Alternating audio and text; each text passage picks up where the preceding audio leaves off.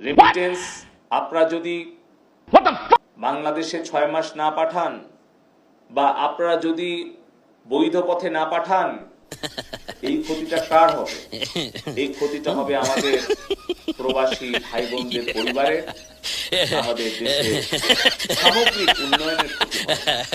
তাই এই অপপ্রচারগুলো আমাদের প্রতিরোধ করার জন্য সবাইকে ঐক্যবদ্ধ হয়ে কাজ করতে হবে।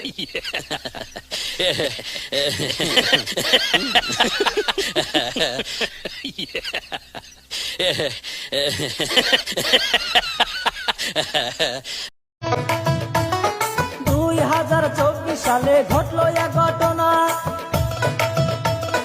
তারে গাজাল নামছে বুঝি সোনার বাংলায়।